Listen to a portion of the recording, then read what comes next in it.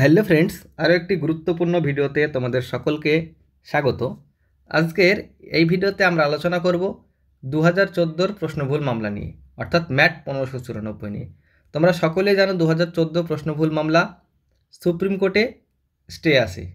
তো সেই মামলার অবশ্যই একদিন জাজমেন্ট আসবে বা সেই মামলা খারিজ হবে, যে কোনো একটা বিষয় হবে। তো সেই মামলার ভবিষ্যৎটা কি এই ভিডিওতে পূর্ণাঙ্গ আলোচনা করা হবে। এছাড়াও সেই মামলার আর যদি জাজমেন্ট চলে আসে, অর্থাৎ 6 নম্বর যদি প্রত্যেককে দিতে বলা হয়, কত ক্যান্ডিডেট পাস করতে পারে, এবং 2022-এর ইন্টারভিউ নোটিফিকেশনের ক্ষেত্রে এই মামলা কতটা প্রভাব বিস্তার করতে পারে, এই সমস্ত বিষয় এই ভিডিওতে পূর্ণাঙ্গ আলোচনা করা হবে। তো চলো আমরা মূল ভিডিওতে প্রবেশ করি। আর মূল ভিডিওতে প্রবেশ করার আগে তোমাদেরকে আবারও বলবো, যারা আমার চ্যানেলে নতুন তারা অবশ্যই চ্যানেলটিকে সাবস্ক্রাইব করে দিয়ে পাশে থেকো, এবং ভিডিওটা ভালো লাগলে অবশ্যই একটা লাইক করে দিও। আর আমার যারা রেগুলার ভিউয়ার্স তাদেরকে অসংখ্য ধন্যবাদ। তো চলো এবার আমরা মূল ভিডিওতে প্রবেশ করি। 2014 প্রশ্নভুল মামলায় প্রত্যেককে 6 নম্বর দিতে বলা হয় কলকাতা হাইকোর্টের ডিভিশন বেঞ্চে। তার পরবর্তীতে সুপ্রিম কোর্টে মামলাটি গড়ায় এবং সুপ্রিম কোর্টে বর্তমানে স্টে আসে। তো এই মামলাটি থেকে যদি 6 নম্বর প্রত্যেকেরই বাড়ে, সেক্ষেত্রে কেমন পরিমাণ পাস করতে পারে। দেখো, এই মামলা থেকে যদি প্রত্যেকেরই 6 নম্বর বাড়ানো হয়, সেক্ষেত্রে কিন্তু হিউজ ক্যান্ডিডেট পাস করে যাবে।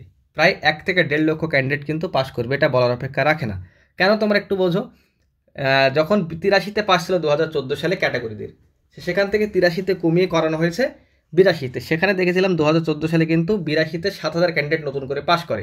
তার মানে 1 নম্বরের জন্য 7,000 ক্যান্ডিডেট পাস করে। 6 নম্বরের জন্য কত পাস করবে? আপাতত দৃষ্টিতে মনে হচ্ছে 42,000, কিন্তু যত নাম্বারটা বেশি দেওয়া হবে তত কিন্তু পাসের পরিমাণ বাড়বে। এখানে কিন্তু 1 থেকে 1.5 লক্ষ পাস করে যাবে। তার মানে এই 1 থেকে 1.5 লক্ষ ক্যান্ডিডেট কিন্তু 2022-এর ইন্টারভিউয়ের সঙ্গে 2022 স্টেট প্রাইজের সঙ্গে ইন্টারভিউ নোটিফিকেশনে অংশগ্রহণ করবে, রিক্রুটমেন্টে অংশগ্রহণ করবে। এটা কিন্তু আপাত দৃষ্টিতে মনে হচ্ছে, বাস্তবটা কিন্তু তা না। বাস্তবটা অন্য ধরনের। দেখো, 2014 সালের যে এক্সাম হয়েছিল সেখানে অংশগ্রহণ করেছিল কারা? Non trained, B Ed, NIS D El Ed, regular D El Ed, সমস্ত ক্যান্ডিডেটটা কিন্তু অংশগ্রহণ করেছিল। এখন বর্তমানে শুধুমাত্র প্রাইমারি রিক্রুটমেন্টে অংশগ্রহণ করতে পারবে কারা? এখন শুধুমাত্র প্রাইমারি রিক্রুটমেন্ট অংশগ্রহণ করতে পারবে অনলি রেগুলার ডিএলএড। তার মানে বুঝতেই পারছো যে এই 1 লক্ষ পাস করলে সেখানে ম্যাক্সিমাম ক্যান্ডিডেট থাকবে নন ট্রেন্ড।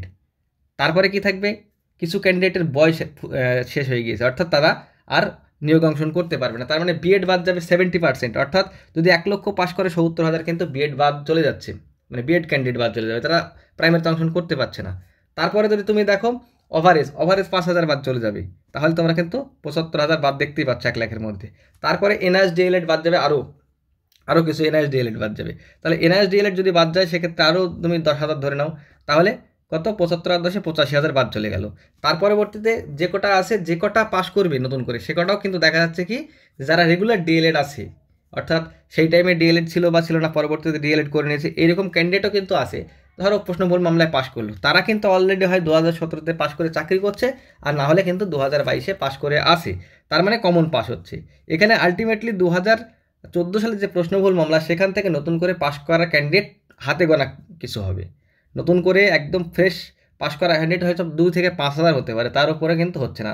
আশা করি তোমরা সকলে বুঝতে পেরে গেছো। তার মানে 2014 প্রশ্নভুল মামলা নিয়ে এত টেনশন করার কিছু নেই। রেজাল্ট পাবলিশ হলো কি হলো না, তার পরবর্তীতে বলি 2014 যে মামলাটা বর্তমানে সুপ্রিম কোর্টে চলছে, সেটার ভবিষ্যৎটা যে খুব ভালো তা না। এই নাম্বারটা যে বেড়ে যাবে বা নাম্বারটা বাড়বে বা কত আগে বাড়বে, তাকে 2022-এর ইন্টারভিউ নোটিফিকেশান চলে আসবে, নিয়োগ হয়ে যাবে, এরকমও কিছু হতে পারে। কেন তোমাদের বলি, কারণ তোমরা সকলেই জানো কলকাতা হাইকোর্টে কিন্তু একটা ওএমআর মামলা চলছে 2014 সালের।